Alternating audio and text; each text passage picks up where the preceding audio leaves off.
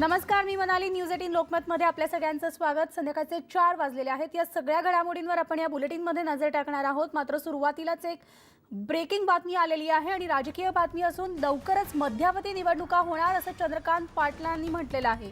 काँग्रेस सेनेला हिंदुत्वापासून दूर नेत आहे चंद्रकांत पाटील यांनी म्हटलेलं असून सेनेची जागा मनसे घेऊ पाहणारच, तर सेनेचा चाहता म्हणून त्यांनी सल्ला दिलेला आहे की त्यांनी काँग्रेसचा डाव समजून घ्यावा. चंद्रकांत पाटील यांनी वक्तव्य केलेलं आहे की मध्यावधी निवडणुका लवकरच होणार असल्याचं भाकीत चंद्रकांत पाटलांनी केलेलं आहे. तर शिवसेनेनं काँग्रेसचा डाव समजून घ्यावा असं देखील चंद्रकांत पाटील यांनी म्हटलेलं आहे.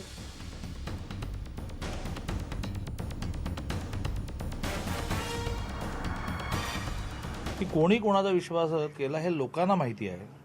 निवडणुका आल्यानंतर लोक विश्वासघात कोणी केला हे मतदानातून दाखवतील. त्यावेळेला म्हणताना मी हे म्हटलं की हे सरकार चालेल असं छातीडोकपणे म्हणणारे जे कोणी असतील त्यांनी खाजगीमध्ये, छातीडोकपणे प्रेससमोर कोणी म्हणावं, खाजगीमध्ये हे मान्यच करावं लागेल की हे सरकार फार चालणार नाही. मग ते सरकार पडायला आम्ही आशा लावून बसलेलो नाही. किंवा सगळ्या कार्यकर्त्यांना आता आम्ही आदेश दिलाय, आवाहन केलं की कोणीही आता ते येणार आहेत पुन्हा आणि मग सरकार बनणार आहे, हे सगळं बंद करा. हा काँग्रेसचा तुम्हाला हिंदुत्वापासून हळूहळू एक शर्ट काढला, पॅन्ट काढला असं करून दूर नेण्याचा जो प्रयत्न आहे आणि त्या व्हॅक्यूममध्ये मनसेला आणण्याचा प्रयत्न आहे. झेंड्याच्या रंगापासून सगळं डिझाईन करण्यामध्ये अदृश्यपणे कोणतरी काम करत आहे. हा डाव माननीय उद्धवजींनी समजून घ्यावा. त्यांनी त्यांच्या मुलाखतीमध्ये वारंवार हे म्हटलं की नाही मी हिंदुत्व सोडलं नाही, मी हिंदुत्व सोडलं नाही. मग सोडलं नाही तर मग भारतरत्न द्या सावरकरांनाही म्हणा. सोडलं नाही तर मग नागरिकता संशोधन कायद्याची अंमलबजावणी करा. सोडलं नाही तर मग अयोध्येला खरंच 7 मार्चला जा.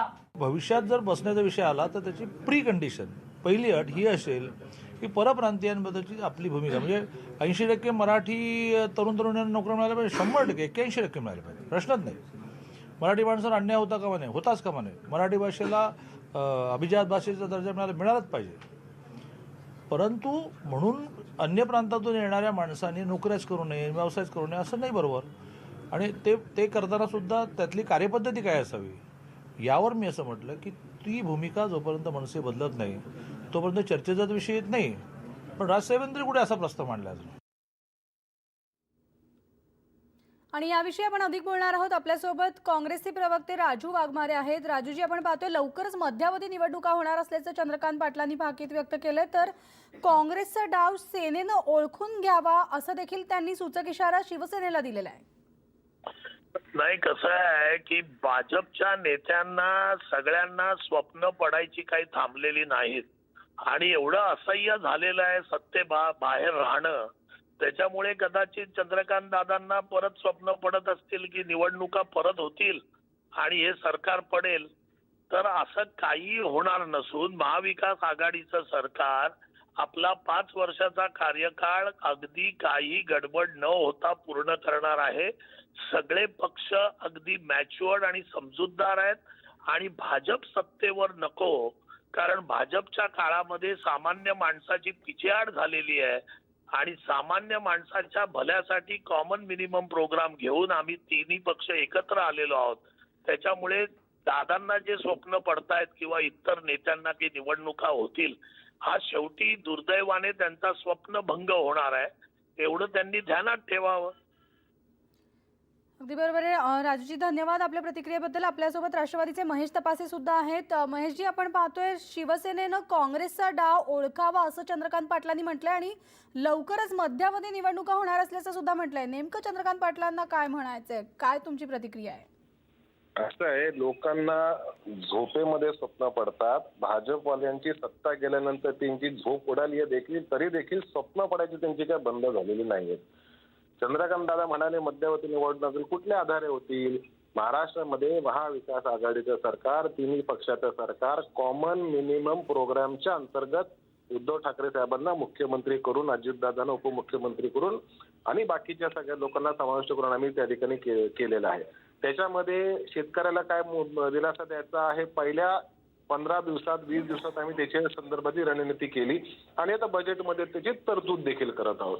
मग त्याच्यानंतर आंबेडकर पुतळ्याच्या संदर्भात असेल किंवा मराठा आरक्षणाच्या संदर्भात असेल, ज्या ज्या काय भूमिका घ्यायचं त्या सगळ्या भूमिका महाराष्ट्र विकास आघाडी घेत आहे.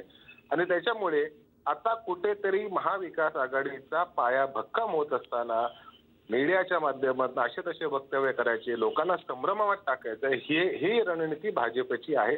त्याच्यामुळे त्यांनी असं ते वक्तव्य केलेलं असावं. हे सरकार पूर्ण 5 वर्ष पूर्ण करेल. त्याच्यानंतर होणाऱ्या निवडणुकांमध्ये देखील आम्हीच निवडून येऊ. त्याचबरोबर काँग्रेस शिवसेनेला हिंदुत्वापासून दूर नेते असं देखील चंद्रकांत पाटलांनी म्हटलंय. असं आहे की काँग्रेस आणि एनसीपी आम्ही आपल्या आयडिओलॉजीवर काम करत आहोत आणि हे सरकार स्थापन झाल्यानंतर कॉमन मिनिमम प्रोग्राम हा समान किमान जो कार्यक्रम आहे त्याच्यामध्ये आम्ही काय गोष्टी ठरवलेल्या आहेत ना. प्रत्येक पॉलिटिकल पार्टीने त्याच्या आयडिओलॉजीच्या संदर्भामध्ये भूमिका घ्यायची आणि ते करत आहेत. शिवसेनेने सीएच्या संदर्भामध्ये आज राज्यामध्ये जी भूमिका घेतली त्याच्यामुळे मला वाटतं सगळ्या राज्यातल्या लोकांनी त्याचं स्वागत केलं नाही. चंद्रकांत पाटलांनी म्हटलेलं आहे, महेशजी, मी शिवसेनेचा चाहता देखील आहे, त्यामुळे शिवसेनेनं काँग्रेसचा डाव ओळखावा. यातनंच चंद्रकांत पाटलांना शिवसेनेला कोणता सूचक इशारा द्यावासा वाटतोय?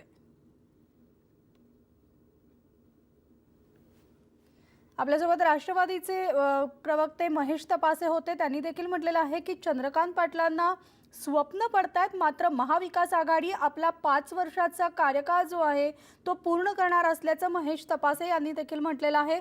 तर चंद्रकांत पाटील यांनी जे नुकतंच वक्तव्य केले त्यानुसार त्यांनी म्हटलेलं आहे की लवकरच मध्यावधी निवडणुका होणार, त्याचबरोबर काँग्रेस सेनेला हिंदुत्वापासून दूर नेते असा इशारा चंद्रकांत पाटलांनी दिलेला आहे. सोबत सेनेची जागा मनसे घेऊ पाहणार असं देखील म्हटलेलं आहे आणि मनसेच्या भूमिकेबाबत त्यांनी अजून काही म्हटलं नसून जर परप्रांतीयाचा मुद्दा सोडला तर मनसेबाबत आम्ही विचार करू, मनसेला सोबत घेऊ असं देखील चंद्रकांत पाटील म्हणाले.